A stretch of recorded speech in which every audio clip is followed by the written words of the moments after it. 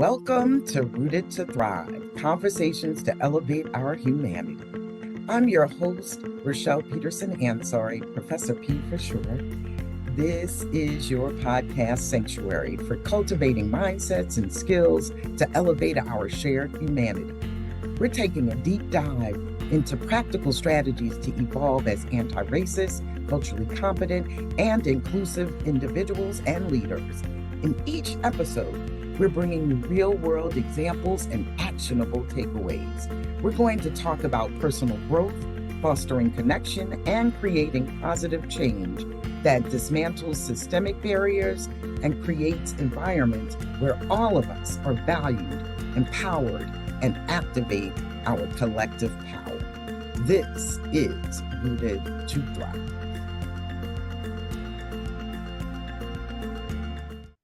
It's time for Rooted to Thrive again. Thanks for joining us as we have this wonderful conversation today on Rooted to Thrive, Conversations to Elevate Our Humanity podcast. I'm your host, Rochelle Peterson-Ansari, aka Professor P. And today we have Mase III, poet, author, cultural worker. And let me just give you a little bit about Mase. Mase has worked with community members in the US, UK, and Canada on the needs of LGBTQIA plus folks and racial justice in spaces such as K-12 schools, universities, faith-based communities, and even restricted care facilities. He is founder of Awkward, I believe I'm saying it correctly. Thank you. The first trans and queer people of color talent agency. Mase is author of And Then I Got Fired, one trans queer's reflection on grief, unemployment, and inappropriate jokes about death. He's also the author of White Folks Be Trippin', an ethnography through poetry and prose. He's head writer for a theatrical production, Black Boys. He's co-editor of the Black Trans Prayer Book and co-director of the documentary by the same name. And let me just tell you, the list goes on and on and on. And so we'll talk about that, other work, and maybe other works, whatever else is in the works for Mase at this time. But listen, this person, I may not be introducing Mase to anybody at this point, right? Because Mase has been on MSNBC, Essence Live, Everyday Feminism, Black Girl Dangerous, The New York Times, BuzzFeed, Blavity, The Root, Huffington Post, and has several TEDx talks.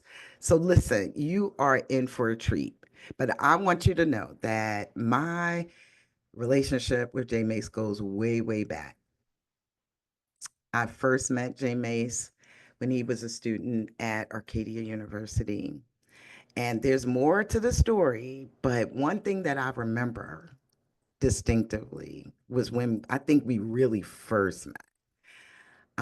I was in awe of him because there was this quite gentle spirit and soft-spoken person in one-on-one conversations. But then, let me tell you, when he got on stage, I witnessed this thunderous voice that shook the walls. If you never witnessed someone who demonstrates that we can be this and that, both and, I'm so glad you stopped by, okay? Because you get to meet the one and only Mase III. Mase, thank you for joining me. How are you doing today? Thank you. I feel good, especially I think out of any time I've ever done a podcast or an interview or anything like that, I think you've known me longer than anyone I've ever sat on one of these spaces with. Okay. Now because that was about 22 years ago when we first met. Isn't that wild? I'm getting old. Listen, Okay. like mutually. I'm like, wow. Wow. Yes, when your former students, hit the 30s and the 40s, you're like, okay. I mean, I was teaching adults, y'all, but still. But Mhm, I want to thank you so much for coming, mhm, for joining us. This could not be the kind of journey that I'm on with this podcast. It couldn't be complete without your voice included in it. And so we're going to get started though. Okay. If you could just share just a little bit about your background and how you got involved in your work as a poet, as an author, as a cultural worker. Yeah, I mean, I think, and so for those that are maybe less familiar even with the idea of culture worker, Hmm. it's for those of us. So it's a term that comes out of the 1970s and doing people doing movement work, and it's I would say a lot of artists are culture workers because you do things that are tied to your work that might be rooted in social justice, and you also do things that help you do organizing, that help you get the intellectual piece out there in the world, that help you do a lot of things. So for me, when I think about myself as a culture worker, it includes the work I do as a poet. It includes the work I do in filmmaking. It includes the work that I've done to around organizing different conferences or different gathering spaces for folks doing justice work. And it includes any type of way that I've done education work myself. And so for me, especially as being a poet and being an artist, that's stuff that kind of wakes you up out of your sleep. And so I've been a poet since I first learned what poems were. I was 8 years old. I remember learning about Phyllis Wheatley for the first time, and we were kind of reading some of her work, and we were talking about construction of poems, and I was like, huh, I love this. And so I think I've been writing since then. I didn't know that I could do that as a job. I didn't know that that was a thing that could happen in the world. But I've been doing full-time art and culture worker um, components for quite a little while at this point in the world. So Oh, it's, yes. And yeah, I don't remember how old you were when you were at Arcadia, but you were certainly young then, and you were already an expert. That's what I remember because I'm serious. When I heard that thunderous voice, I was like, "Who is that?" thank you. You had your own power in different ways, right? But it was so polished and powerful that I took notice that time had already been spent. I mean, I think again for people that because what I always like to tell people that everyone is a poet, everyone is an artist, right? So if you can string words together, you congratulations, you too can write poems and can put poems out in the world. And I think the difference between people that write poems and people that consider themselves poets, right, is Mhm. sometimes that yeah, you do get a little bit more hyper focused. You are going to spend more time. You are going to do the rehearsal not because you need to impress people on stage, but because you actually enjoy it. You actually Mhm. enjoy the time of getting a poem right, getting the tonations right, of getting the feeling of it right, and making sure that it resonates also with you and gets your spirit in there. Yes, well, I really appreciate you. And I know that some years later, after you graduated, we brought you back to campus when I was working with students in my Reading Between the Rhymes course. Mhm. And we had multiple courses uh, get in a workshop with you before they were actually putting on a presentation where you were featured as well. And you helped me bring out my little caramel goddess. Mhm. Yeah, that's my, that's my little poet. That's all I will say. It's all- Yes. yes. Okay, okay, okay. So enough of that. Enough of that. Let's start talking about our topic for today. Mhm. Our topic is why trans solidarity is racial justice. Mhm. Yes. And I want to see if you could help us unpack Mhm. the intersections, right, of trans and racial justice. Maybe give us a little brief history of Absolutely. these social movements and their intersections. Yeah, and so so number one, I love the history of it, right? Because I think that I know we were talking about before last week, just even preparation for this today. that a lot of people will know sort of conceptually, oh, I know that these movements are connected in some kind of way, but don't really have names and dates and places of people. And so I'm going to take it back to the 1500s. I'm going to take it back to an ancestor named Victoria. So Victoria was someone that we would consider a trans femme person from the land that's currently known as Benin today. She was stolen from that land by Belgians in the 1530s, right? And so when she was stolen by Belgians, they enslaved her. Um, they consistently tried to get her to wear men's clothing, and she would refuse it. She would wear her own clothing that she would make, and people around her, including the people that were enslaved alongside her, the other Africans that were enslaved alongside her, would refer to her with a feminine name, right? And who referred to her often as a woman, right? And so I bring that up to say that a lot of times people want to get tricked into this idea that trans people are new. And I know, like, again, conceptually, we kind of know that, we sort of know that, but to know specifically that when they weren't just referring to her with a feminine name, they're also referring to her with words that translate back into things like healer, spiritual leader, teacher, things like that. Because it's not just that we were trans in a white Eurocentric world. Your transness is just about your gender, right? It's about how you feel as an individual in many different cultures, including many African cultures, including many North American cultures, including in indigenous North American cultures, including in many South American and what is currently called Latin American cultures, and the indigenous peoples that are from those lands, um, even in the Pacificas, people were not just their gender, but also were given certain roles in community, right? And so roles that involved spirituality, roles that involved medicine work, roles that involved leadership, roles that even involved people being able to usher people into or out of this world and in this life, right? Whether it was a trans person that helped to bless a baby that was newly born, right? Like when we think of the hydras in South Asia, right? Or it was someone who was helping to with funeral pieces and ushering someone's soul into the next part of life. We think of lots of trans folks who participate in those sort of rites and rituals. I think about Goddess Inanna, the oldest known goddess that we know that to be worshipped, right, on this planet, as is written and in text, and has many names outside of Inanna, but is also a goddess of trans and intersex people, right? Because trans and intersex people were seen as being able to go between the worlds. So we're able to return from the living and the dead, that we're able to go between many different constellations of human identity.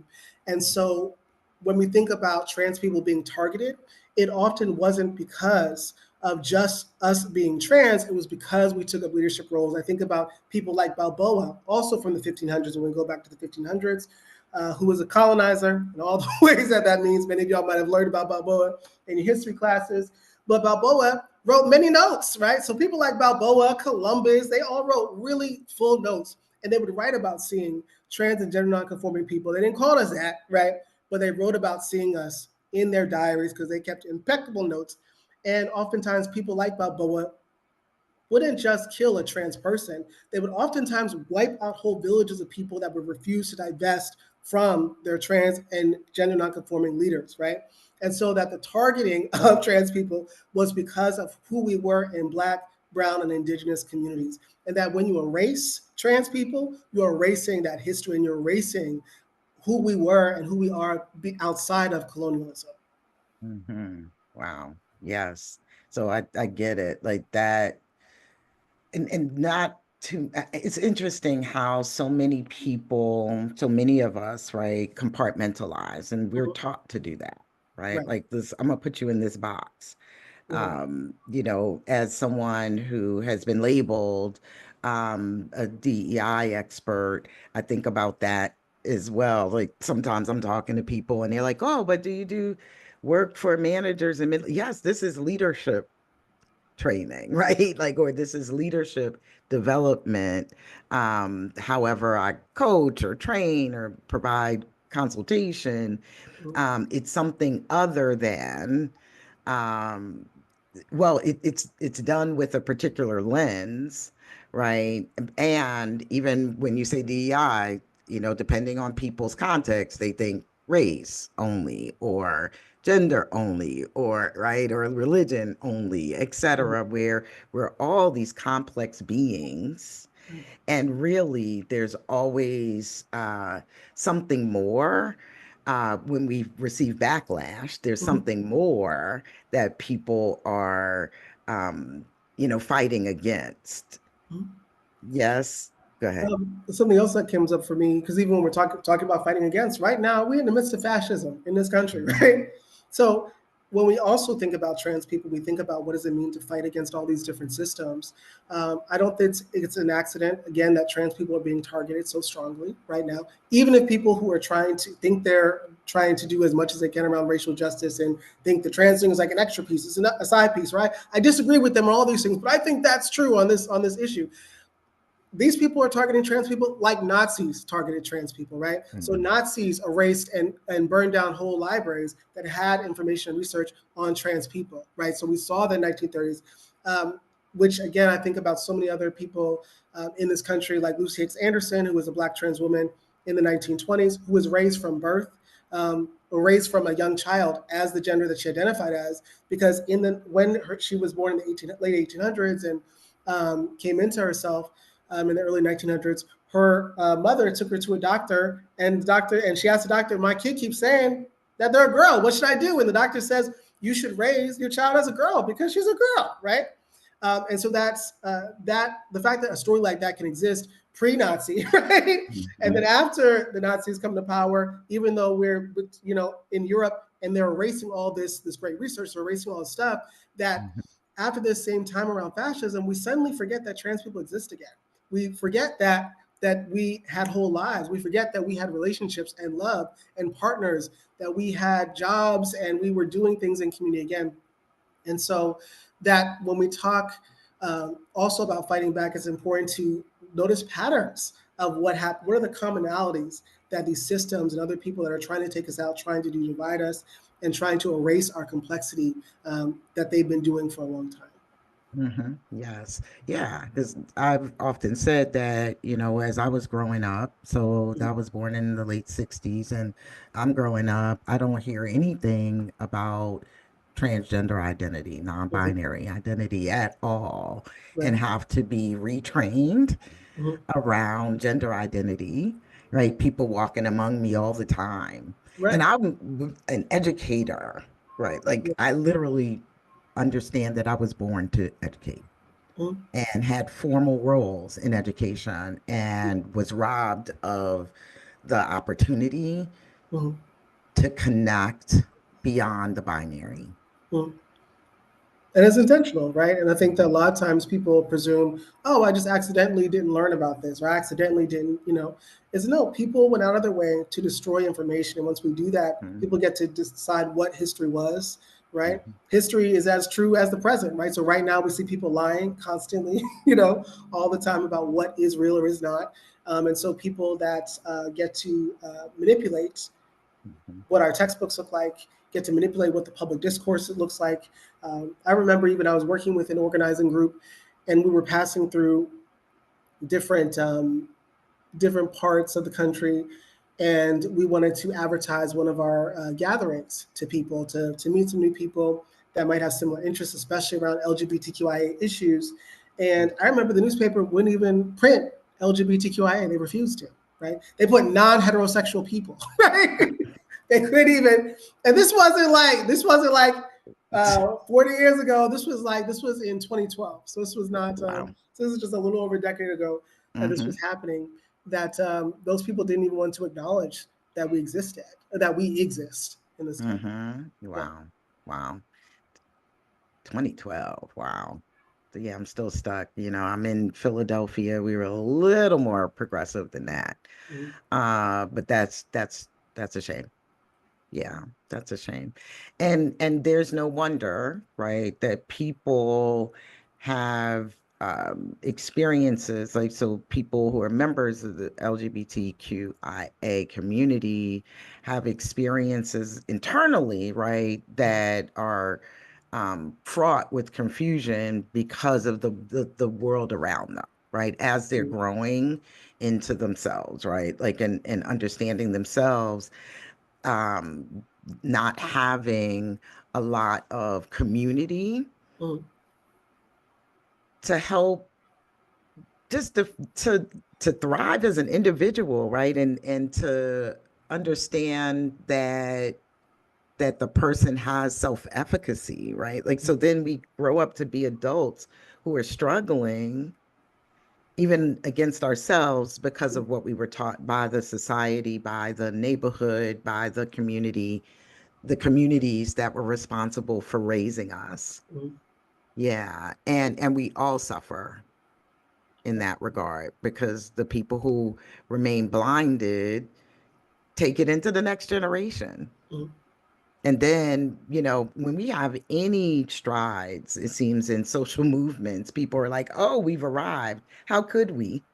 How could we? Right? If, like, through our families and through major public social institutions like education, government, mass communications, we perpetuate. I wanted to say the sins. That was what was coming to mind, but perpetuate the mm. sins of the past.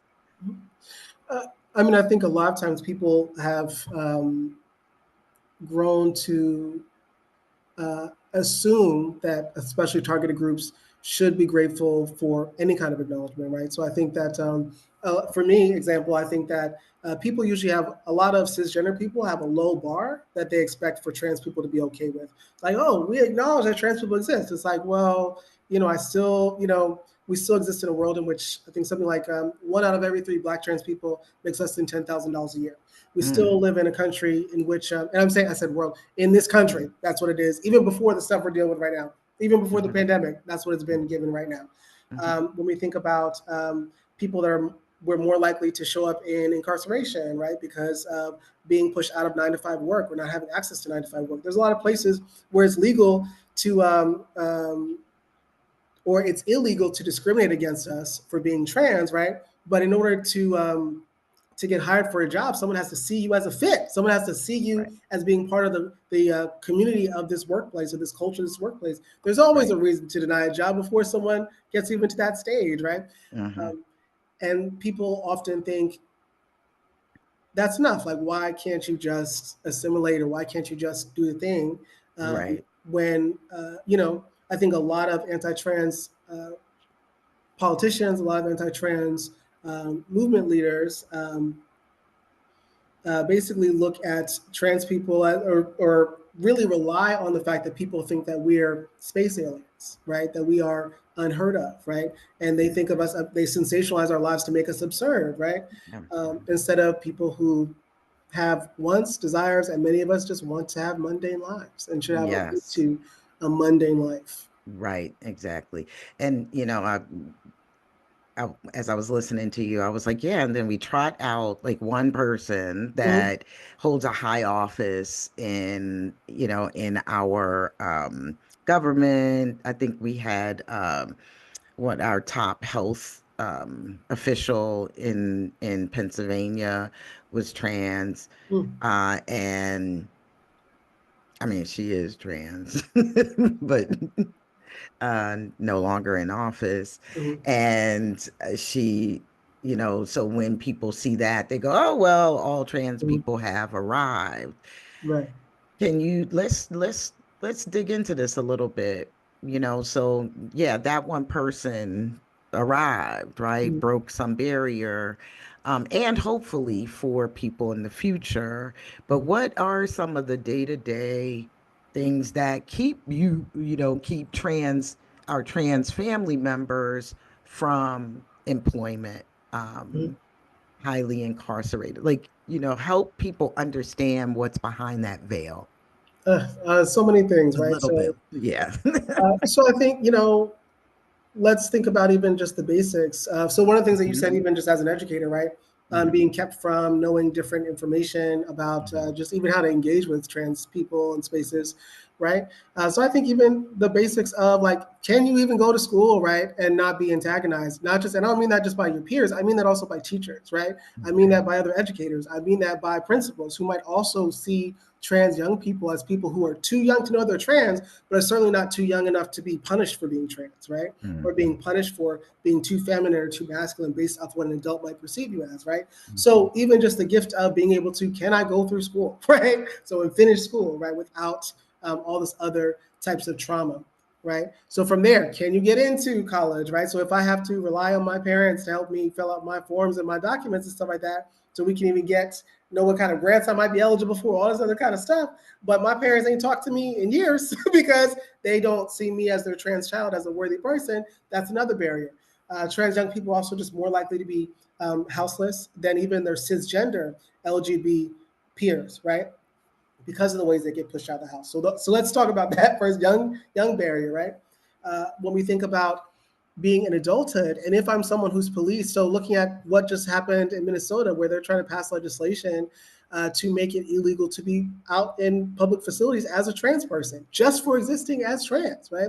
And there's many different states and places in which it's not technically on the books, right, currently, to be illegal to be trans, but if the police are constantly stopping you because they see you as suspicious, right, and they know your ID don't match, right, based off of what they're perceiving you, well, now they can hold you for being suspicious. Well, if you did have a job and now you're in now you're in jail overnight or some of that, maybe you just lost your little job, right?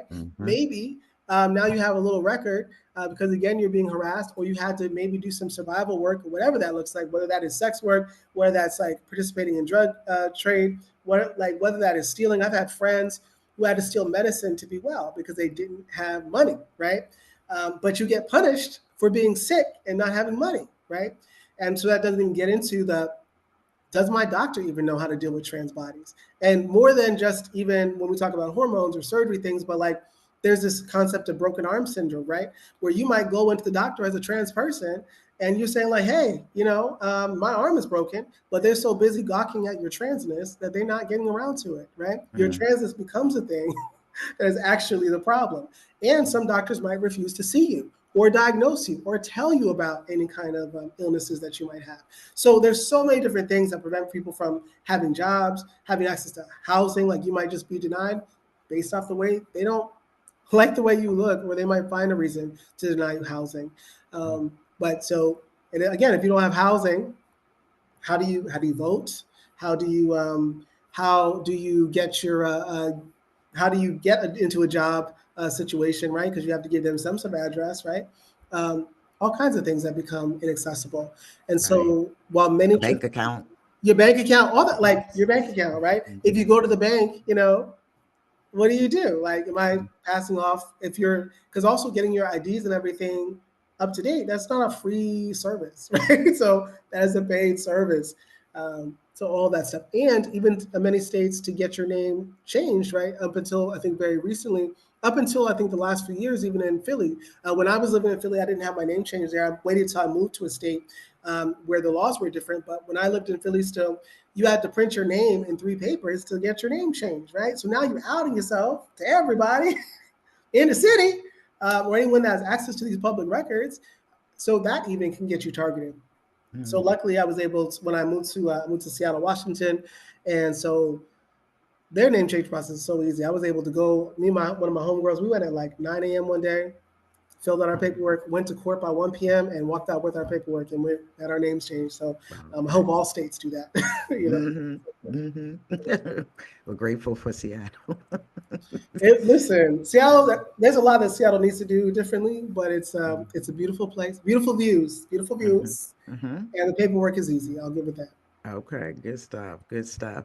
Well, I want to backtrack a little bit and just ask you about, when you heard the title of this podcast, Rooted to Thrive, Conversations That Elevate Our Humanity, what came to mind for you? Well, I mean, I think going back to even just the low bar that sometimes people have around what trans people and Black and brown people, Indigenous people, what we should all be expecting, disabled folks, what we should be expecting or receiving.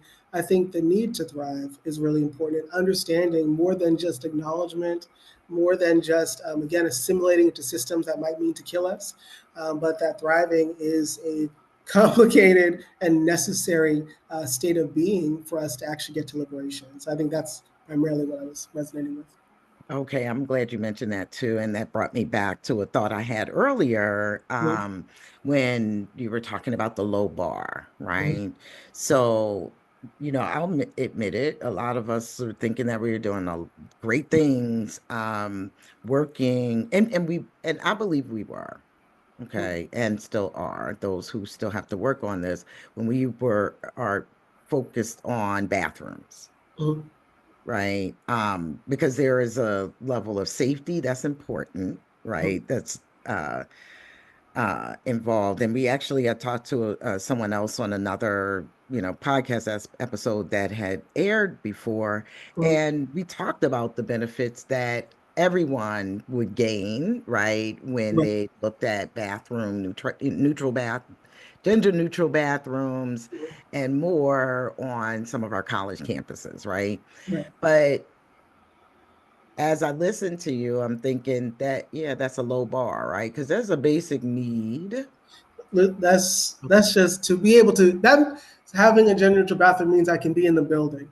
It means I can be in Mm, the building for an okay. extended period of time. I don't have to like plan my trips based off of my bathroom schedule. I don't have to like wait till I get home. I don't have to go into a kidney dysfunction because I'm staying here for school or doing certain things, but I can actually be in the building. Yeah, just be in the building. That's a low bar. That's for sure a low bar. Yeah. A- And And we it's want so, our, oh, go sorry. ahead. But yeah, and I think it's like I think even in the midst of all things happening, uh, for a long time, that was for many people that was the cap. They felt like once they got to gender neutral bathrooms, that's it, they're done. Like no more need to do for trans things. They didn't look at retention rates. They didn't look at matriculation. They didn't look at what are people discussing in classrooms. They didn't look at how are people Mm, able to engage in stuff after school or like what kind of groups people can join. What do mm, people's social networks get to look like? What do people's sense of safety? What does mhm, people's sense of safety look like when they're being in these places? mm, Yeah, all those things. Or how do we even engage people, right? So it's okay. So now you get to be around. Cool, but do you have any kind of role? Do you have any kind of leadership? Do you have any kind of place where you feel like you have the ability and capacity to be witnessed and to help shape whatever organization or campus you might be on or in? mhm, mhm, right. And leadership, right? Because Mm. that's what you have influence as a Yeah. leader. Yes. Yeah. So I mean, you're alluding to it as you talk about the problems, how we can actually grow. Mm. But I know that, from just communicating with people in general, we need to lay it out, right? Like how can people grow and strengthen their anti-racist, their culture, their anti-racism muscles, their cultural competence muscles, right? Yeah. Their muscles to support and be in solidarity um, with the trans community. And you mentioned that there were particular issues that you wanted to highlight for Black and Brown trans folks Mm. in particular. Maybe I asked you too many questions at one time, but we'll take we'll take. So Yep. I think for me, one of the things that we talked about the other week is that so because we're in such precarious political times, and the reality is that a lot of people tried a lot of things to prevent what's happening right now. So whether that was people that envisioned working with the current confines of the political system that we have right now, but also including the people who were trying to push the political system to be greater and bigger than it is right now. Whatever people tried in all directions did not work. Hmm. It did not work. We're all together in a Hmm. situation that is uniquely terrible and that requires a lot of commingling and a lot of intentional cross movement work. And so, what I have been seeing though from a lot of different spaces that feel like, especially those that are most at the margins or most targeted, including Black and Brown trans people, are also the reason why certain political leaders did not win over others. Right. So we saw this really huge campaign from the Republican Party that specifically went after trans people. Right. Um, and even though the Democratic campaign did not talk about trans people. Did not talk about trans people. Was not there. Okay. At best, we got it's a trans state. It's a states' rights issue. That's the best that we got. Plaintiffs afterwards still blamed an allegiance to trans people as part of the reason that the Democratic Party lost. Right. I had to see it multiple times. I had to see it multiple times. Fun times, right? So as a trans person, you get to get blamed by everybody for why things are terrible, right? And so after all this stuff that's happening, I want to remind people that when we're talking about who's most impacted by the stuff that's happening right now, it's always going to be multiply marginalized people. Trans people, because our very existence is consistently up for debate for some reason that we did not ask for, that we did not want, right? We are a small part of the population, and yet we are taking up so much ire from so many people. And the difference between now and even 10 years ago is 10 years ago, some of the protections that did exist up until a few months ago weren't there, but we didn't have people going out of their way to antagonize us in the media at the same level. There were, at least not along with politicians, like we had like cultural things, like things that would show up in movies and that sort of stuff. We did not have people legislating against us at this level.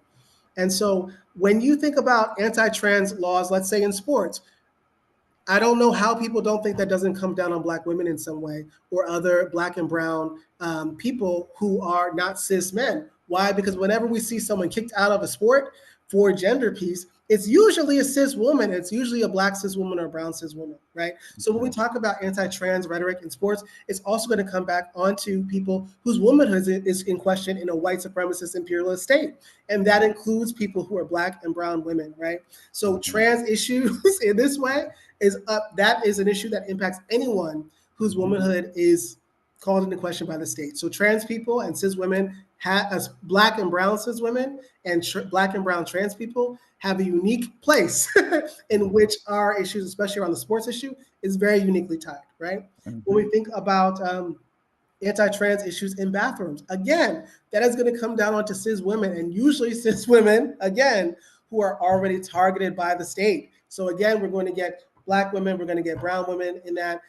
We're going to get undocumented women of all different brown and Black hues, specifically when it comes to people who are going to be targeted in bathrooms, removed from facilities, all that kind of stuff. So again, keeping trans people out of bathrooms isn't just going to keep trans people out of bathrooms. It's also going to get target some other folks in our communities that don't identify themselves as trans, but are uniquely targeted by the state. When we think about even what's happening in schools around who can access certain things, the idea that there are grown cis men debating about what kind of genitals a child needs to have in order to play a sport, that is going to come down to other people, right, who are already over policed. And so even when so as someone who's gone through many different schools, one of the types of groups I used to always go to because of the type of organizing I was doing was specifically, I would go to lots of religious schools with anti-trans and anti-queer policies. And whenever I would meet with students on predominantly white campuses, the ones that were usually getting kicked out for being trans or queer, they had a much higher population of Black and brown folks getting kicked out who were trans and queer. Then I know that, even though I know there was a higher percentage of white cis queer people on campus, right? Because again, as Black and brown people, we were already being over policed, already being overwatched. And so when you hear anti-trans tactics being used, know that it's already going to impact Black and brown trans people more than anybody else already, right? Already is, right? But it's not going to stop there. It's going to stop, and it's going to keep going to anyone else who does not fit into the patriarchy, whose gender is already being dissected, who is not seen in alignment with white cis womanhood, right, under this current state that we have. And so it is not just that it's good for trans people to understand and to be kind to trans people and be in solidarity in that way. It's going to protect all of us by making sure that we understand how gender-based discrimination never stops at just trans people. Right. It's not a real thing. And I don't want us to forget the cis women as well are implicated. I think you said cis, the ways that cis men, perpetuate discrimination and highly target us, but it's women too. Absolutely. It's, Absolutely. and yeah. Yeah, and I think sometimes people think, oh, I'm gonna forget the name of this book. Oh, it's gonna drive me up the wall. But I'm thinking of a leader who talks a lot about, people think that by coddling up to power that you're somehow going to get the same thing. It's like you can pretend to be a part of the patriarchy all you want. If you're not a Mhm. cishet man, you might be able to get some goodies from it, but you're always going to also screw your own community over, right? Right. And so Yeah. there's lots of ways that many, as Black and brown people, some of us might cuddle up to white folks, right? Mhm. And you might get those goodies as a one person, but you're going to screw over a whole bunch of your community members. The people, yeah, Yeah, it's yeah. never stops there. Yeah, I have a vivid memory too. Like as I was learning about transgender Mhm, identity, where there were many cis folks in the queer community that felt threatened mhm, somehow. Yeah, mhm, like would out and out say it. Excuse me. And it puzzled me. mhm. But there's something, I don't know, is it something in the way our brains work or just literally the way we are conditioned to I, distance ourselves instead of unifying? mhm. I mean, I think honestly, it's still a part of the ways in which womanhood, especially around Black and Brown womanhood, is constantly in Mhm, question, right? mhm, So, like when we think about Castor Semenya, right? Again, around sport, around the sports piece, who's being told that she couldn't be a woman. That she was, she's a woman. She wasn't allowed to be a woman in sports, right?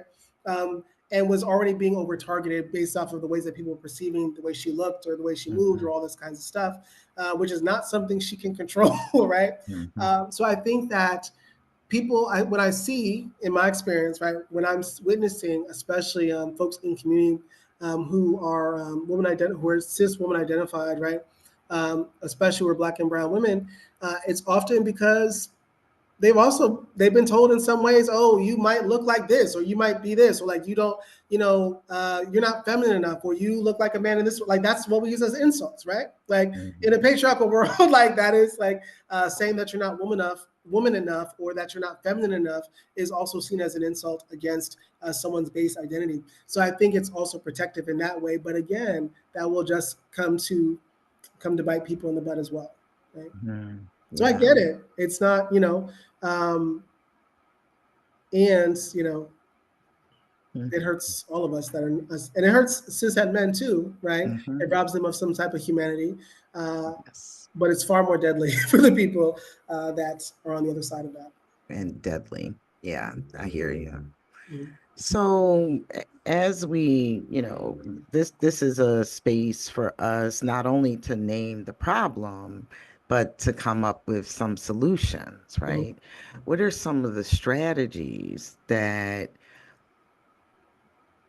our listeners, right? What are the things that we can do to be in solidarity with trans people and particularly Black and Brown trans folks? So basic things I would say is to really one, I think everyone should join some sort of abolitionist organization. I think everyone should, because again, abolition is a trans issue, right? Because again, we show up in the incarceration system not because we are inherently more criminal, but because the criminal justice system is set up in such a way to capture those of us who are too poor to take care of to have our basic needs met, or people that are seen as suspicious, or people that are used for their labor, right? Mhm. And so abolition is definitively a transition. And of course, having an understanding of abolition from a context that includes and is expansive of Black and Brown trans people, I think is very vital. I think about organizations like TGIJP, Transgender Justice, Transgender Intersex Justice Project, which is based out of San Francisco. I think about Black and Pink, which supports a lot of trans and queer incarcerated individuals. Um, so I think definitely check out organizations like that. I think also people should read books like Black on Both Sides, which is a racialized story about gender and transness in the US. That's by C. Riley Snorton. So that I think is definitely a text people should check out. I think it's people also understanding things like reparations in a way that is expansive of trans people and understanding. So As currently in this time, I know people's inclination, because of what's happening politically, is to lean more right, or to lean more center, right? People soften their language at times when things like what we're seeing are more popular. And what I'm going to implore you all to do is don't fall into that trap, right? Be your biggest self, right? And be your most radical self, right? Be the self that believes in liberation fully, not at a later time, but today. And so I want you to lean into practices like reparations and to understand their ability to happen now. And that when we think of and conceptualize of reparations, we must think critically of how does it include all Black people, right? So not just Black people who are cis and whose documents match, but Black people who are disabled, right? And so what does it mean in a state that in which disabled people can only make so much before they lose benefits, right? What does reparations mean for those Black people? What does reparations mean for trans people, again, who maybe look different than our documents, or maybe aren't connected to the same family structures in the same kind of way? It might have to do some, or might be people who are chronically unhoused, or might be people who've gone through the criminal justice system. What does reparations mean for people across a lot of different identities and vantage points? So I think that is also a really important thing to think about. I'll say, try to think of other people that do that work. But so I do want people to connect with organizations like the Black Trans Prayer Book, because we do a lot of work around reparations frameworks, and really can help point people into other places to kind of think about how to do those models now and not wait for when things calm Mm. down, but understanding some of the structures that we are leaning on for a future time might not exist the same way in 4 or 5 years. So we need to make sure that we are moving now and not waiting.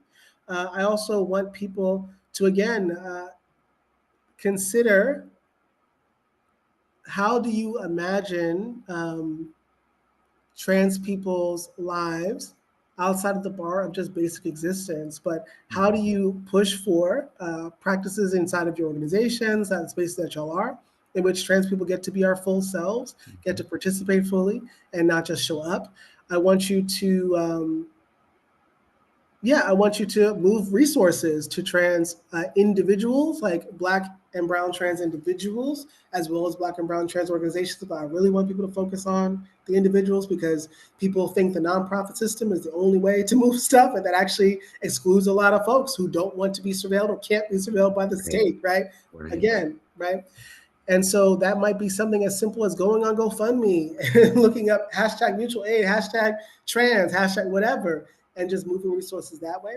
Uh, but yeah, those are some of the basic things. So those are some of the basic things I want people to do. That's wonderful. That's wonderful. I'm hearing, hey, pick up a book or Yeah, some, several resources to educate yourself, really radicalize yourself, right? Like to yeah, stand, literally stand for liberation of individual people. Join abolitionist organizations, absolutely. and the Black Trans Prayer Book. Now, you referred to it as an organization. I want you to talk a little more about that, right? So that's Yeah, your initiative. I want to hear more. yeah. So we started as a book. We Hmm. accidentally became an organization because So we started as, and just so for people that are clear, so what we did. The Black Trans Prayer Book specifically talks about Black trans liberation theologies, and so that is across different faith traditions. We have folks in the text that are Muslim and Christian, Ifa, Lukumi, Buddhist, some that are atheists, right? People across the spectrum who understand Black transness as a way that we call ourselves into existence spiritually, right? That there's so many different ways that we talk about spirituality. And again, that to be a Black trans person means to be someone who continues calling yourself in existence outside of all these different entities and agencies that tell you you shouldn't be here, right? And calling back to that rite of passage that has existed for thousands of years when it comes to Black trans people specifically. So we have that. We're adapting that into a documentary project, which is going to be done in the next couple of years. But also we do a lot of healing work. And so on that end of it, some specifically for Black trans people, some of it for people outside of that we consider our solidarity partners. We also do a lot of education work. So helping people understand the relationship between racial and trans justice at a basic level, and a more more comprehensive space. We do a lot of work specifically teaching people about reparations frameworks, which I mentioned before, and really getting people to understand that, again, reparations is not something we just have to wait for the state for, because the state aren't the only people that benefited from that, from the theft of Black labor. So we say anybody out there can help create reparations right now today. And so we talk about those different models. And we also run a virtual community center specifically for Black, Brown, Indigenous folks and folks of color of all kinds that are currently practicing COVID mitigations or impacted by COVID. And so that's a separate space that we run. That's a 24/7 space. Mm-hmm. So we're 24/7 busy. space. Okay, yeah, you are busy.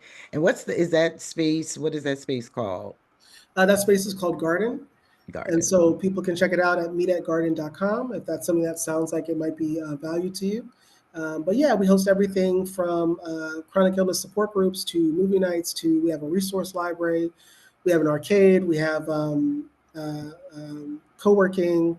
Yeah, we had a Mardi Gras celebration on Tuesday. We have dance parties. We have all kinds of stuff. So we are very also invested in supporting people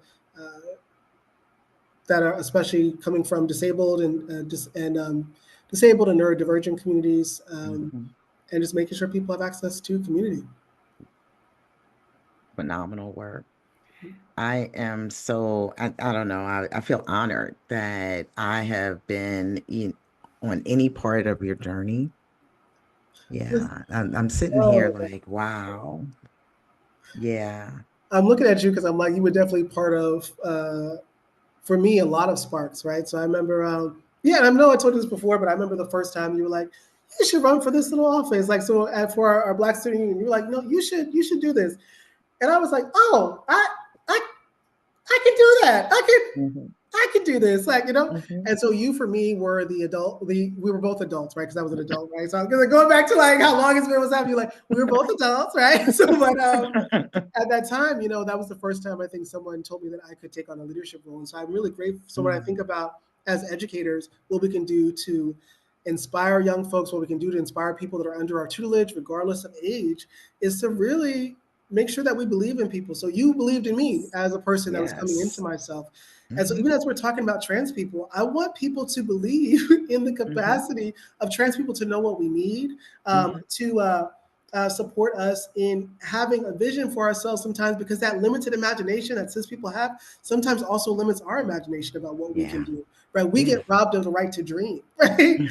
So I want us to be able to dream and Yes. to be able to create, because I do think that we are truth tellers. I do think we're future tellers, right? I do think we can move between worlds because I've seen it happen, right? Yes.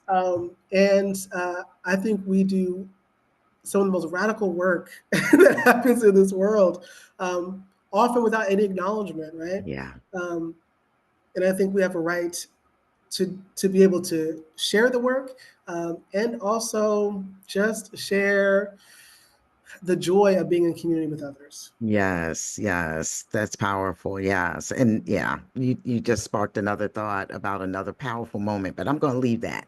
I'm going to leave that because I want you to have the final word. You have been so generous with your thought leadership, and you're generous at all times, right? As in abolition for others. Now, yes, there's benefit for yourself, but I see something just genuinely selfless about the work that you're committed to as a cultural worker. Mm. Yeah. And so, because I'm going to grapple with this about, the thought of moving resources, right? For somebody who was, pre GoFundMe, pre even computers, I hadn't thought about the fact that, yeah, I could just really just search that term and reallocate some resources. Absolutely. Had not thought from that perspective before, right? So I thank you for that, like something simple that we can do. Mm-hmm. Because yes, many of us would think like reparations should come from the state or can only come from the state, Yeah. right? Go Mm-hmm. ahead. No, for me, what changed for me around even thinking about reparations in that solely in that way, right? Because I think it a lot of complicated thoughts, right? So a lot of complicated thoughts, and so that is in itself its own like 6 hour workshop, right? Um, but to me, thinking about like someone hitting you with their car, right? So Mhm. reparations from this coming needing to come from the state is like someone hitting you with the car, and then the person who hit you with their car dictating how much money you get back, right?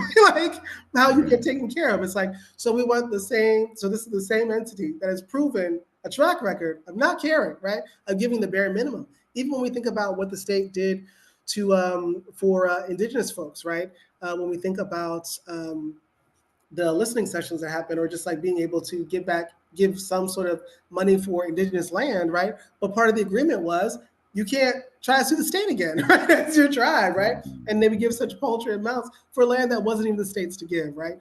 Or the little bit of money, the thousands of dollars that were given to Japanese folks who were in internment camps, right? So that just wasn't enough. Like $20,000, $10,000, whatever folks were given was not enough. We're looking at what happened um, with the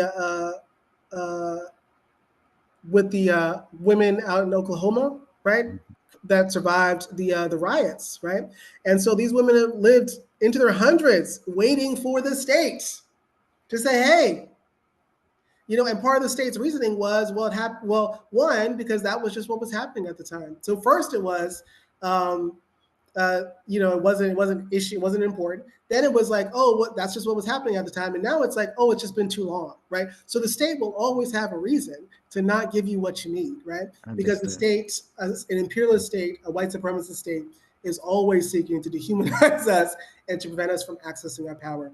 Mhm. And yeah, and so I'll leave it there because I'm gonna rant for the next. Yes, yes. I understand. Well, I Yeah, really want to thank you, Jay Mace. This has you. been an exceptional time. I hope you join us again Likewise. in the future. Is there a way, well, I know there's a way for people to find you. How can they contact you or find you after this episode? If people want to look me up, people can go to my website, www.jmace3rd.com. So that's JMASEIII.com. Yeah, you can follow me on Mhm. Instagram Mhm. or, and on either of those platforms, you can email me. Okay, Absolutely. wonderful. Well, I want to thank you once again. This was a master class, more than a conversation, but I've thoroughly enjoyed having you as a guest. And I want to thank everyone. I think people might think when I'm signing off, it's like the typical podcast, but I really, truly thank everyone who stopped by to listen because you were looking for some more information, right? And some more ways to to be a better human. Mhm. Yeah, and I'm really grateful for that. If Absolutely. I take my last breath tomorrow, I will be so um, you know, honored by the people who have stopped by. Uh, Please, as always, leave a comment, subscribe so that you're notified when the next episode drops, Mhm. and share this episode. And thank you again for joining us, listening to Rooted to Thrive. Mhm.